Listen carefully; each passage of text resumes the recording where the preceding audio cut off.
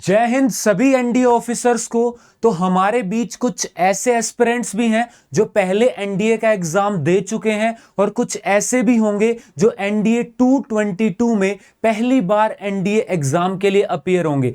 तो आज की वीडियो गलती से भी स्किप मत कर देना, क्योंकि मैं आपके लिए लेके आया हूं ऐसी 3 गलतियां जो बहुत कॉमन है और आपको बिल्कुल भी नहीं करनी, अवॉइड करनी है अगर आपको इसी एनडीए में सिलेक्शन लेना है।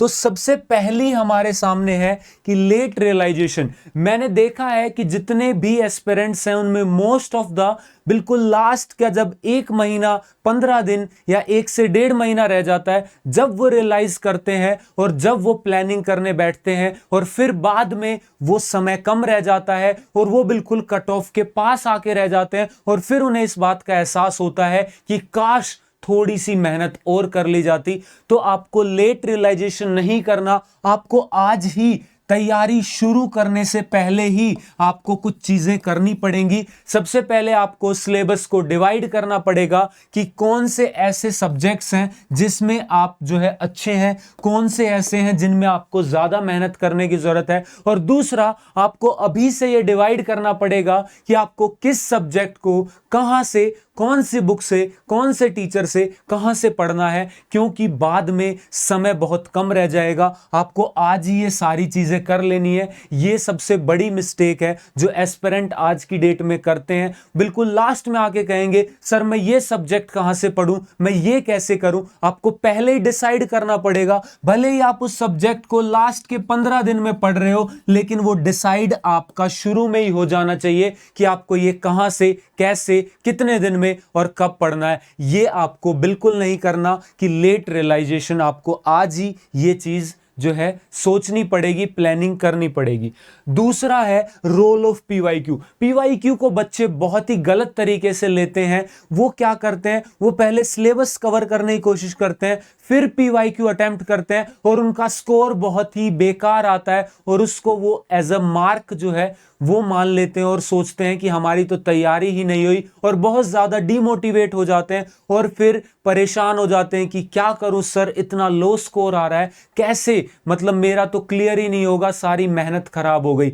देखो भाई, मैं आपको बताता हूं कि पीवाईक्यू को आप कैसे जो है यूज करें अपनी प्रिपरेशन के अंदर। तो सबसे पहले आपको पीवाईक्यू सिलेबस के एंड में नहीं देना है, पहले दिन से पीवाईक्यू देना है। कैसे, मैं भी जो है इस चीज को फॉलो करता हूं, कैसे आपके लिए बताता हूं।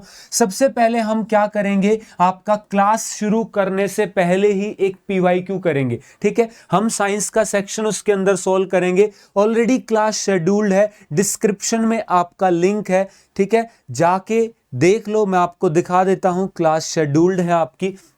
आप जैसे ही देखो YouTube पे जाओगे, लिंक डिस्क्रिप्शन में है ये आपकी। और इस बार हम देखो एनडीए 2011 के पेपर से शुरू कर रहे हैं।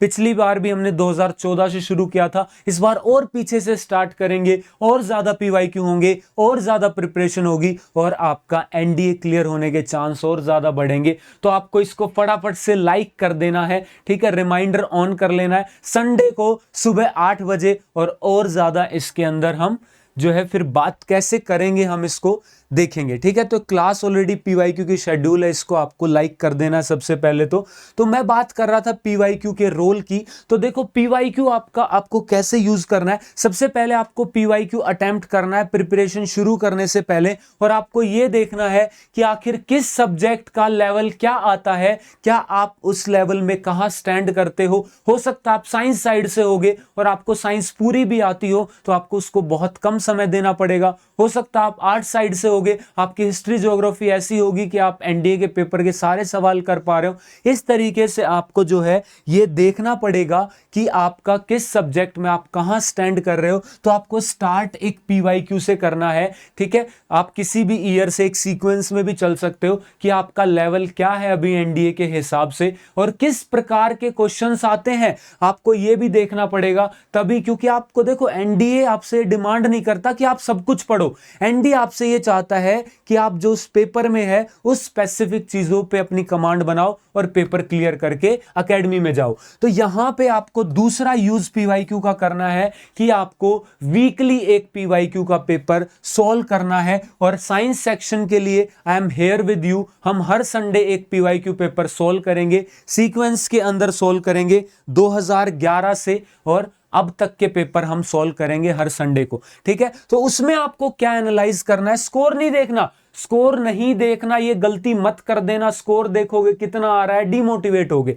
आपको क्या करना है, ये देखना है कि कौन से टॉपिक से जो आप ऑलरेडी पढ़ चुके हो उसके क्वेश्चंस कितने कर पा रहे हो, कौन सा क्वेश्चन है जो उस टॉपिक का होके भी आपसे नहीं हो पाया, और आगे जो टॉपिक्स आप पढ़ोगे उनमें किस टाइप से क्वेश्चन पूछा जा रहा है, ताकि आप उस चीज पे ज्यादा ध्यान दे सको और वो आपको पता चल सके। आपको ये पता चल सके कि किस टॉपिक से कितनी वेटेज है, किस टॉपिक से कितने क्वेश्चंस आते हैं। आपको ये चीज एनालाइज करते हुए रेगुलरली चलना पड़ेगा, तो आपको हर हफ्ते एक पीवाईक्यू पेपर देना है। ठीक है, तीसरी चीज, फेथ इन योर मेंटर। आप जिस मेंटर को, जिस टीचर को, जिस एडुकेटर को फॉलो कर रहे हो उसमें आपको फेथ रखना पड़ेगा। आपको लर्न विद सुमित चैनल को सब्सक्राइब करना पड़ेगा, क्योंकि यहां पे आपके लिए हर एक टॉपिक पे वीडियो आती रहती है। आप जिस चीज के लिए परेशान होते हो, भटकते रहते हो इधर उधर कि उसने बोला, उसने, वो पूरी एनालाइज करके वो चीज आपके लिए यहां पे लाई जाती है।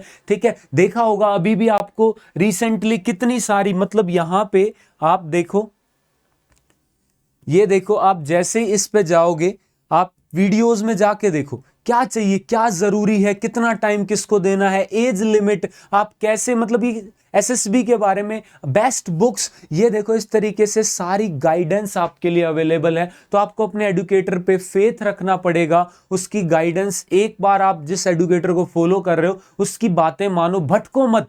एस्पिरेंट्स इधर उधर भटकते हैं और लास्ट में भटकते ही रह जाते हैं, तो आपको जो है भटकना नहीं है। आपको एक जो है एडुकेटर है तो उसको फॉलो करो एंड तक जो है, क्योंकि हर एक एडुकेटर आपके लिए बेस्ट ट्राई करता है, आपके लिए बेस्ट चीजें लेके आता है। ठीक है, तो आपको भटकना नहीं है इधर उधर, और एक गाइडेंस जो है उसको फॉलो करना है। जो एडुकेटर आपको बोल रहा है उसको सच्चे मन से फॉलो करना है, और आपके एनडीए के सिलेक्शन को कोई भी नहीं रोक सकता। और अगर आप और भी ज्यादा सिस्टमैटिक वे में अपनी तैयारी करना चाहते हैं तो आपके लिए अनअकैडमी जो है कमांडो 3.0 बैच लेके आ चुका है। 20 अप्रैल से स्टार्ट हो चुका है, 14 अगस्त तक ये बैच चलेगा। आपको पता है 4 सितंबर का पेपर है एनडीए 222 का। तो आपको जो है यहां पे इसमें अगर कमांडो 3.0 से अनअकैडमी से पढ़ना है तो जल्दी से सब्सक्रिप्शन ले लो।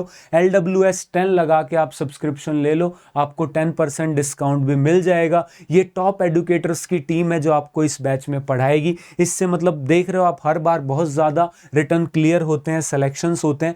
तो आप इसके लिए अनअकैडमी का प्लस ले सकते हो LWS 10 लगा के। ठीक है, वहां पे आपको मॉक टेस्ट वगैरह भी मिलते रहते हैं, तो वो भी आप जो है अटेम्प्ट कर सकते हो। तो इसके लिए आपको अनअकैडमी का सब्सक्रिप्शन लेना पड़ेगा। अगर आप सिस्टमेटिक वे में पढ़ना चाहते हैं तो देख सकते हो, या अनअकैडमी पे जाओगे, यहाँ पे आपको गेट सब्सक्रिप्शन का ऑप्शन मिलेगा। उसके बाद यहाँ पूछेगा कि आपको प्लस चाहिए, आइकॉनिक में डाउट्स में आपको प्रायोरिटी मिलती है। यहाँ पे कितने मंथ्स का चाहिए आपको, 12 मंथ्स का, यहाँ 12,000 कुछ में मिल रहा है। LWS 10 लगा के 10% आपको यहाँ डिस्काउंट भी मिल जाएगा। ठीक है, ये आपको यहाँ 10% डिस्काउंट मिलके ये सिर्फ 10,930 का रह गया, तो आप ये ले सकते हैं। ठीक है, और ऐसे ही हम जल्दी अब संडे से आपकी क्लासेस शुरू कर रहे हैं एक पीवाईक्यू से। आगे भी आपके लिए ऐसे लेक्चर्स आते रहेंगे, और जल्द ही आपके लिए अभ्यास 3.0 भी आने वाला है। तो अपनी सीट बेल्ट्स बांध के चैनल को सब्सक्राइब करके आराम से बैठ जाओ, और आपके लिए जल्दी सारी चीज़ें आने वाली हैं। तो मिलते हैं ऐसी ही अमेजिंग वीडियोस में। तब तक के लिए इस वीडियो को लाइक कर दो, चैनल को सब्सक्राइब कर दो। जय हिंद।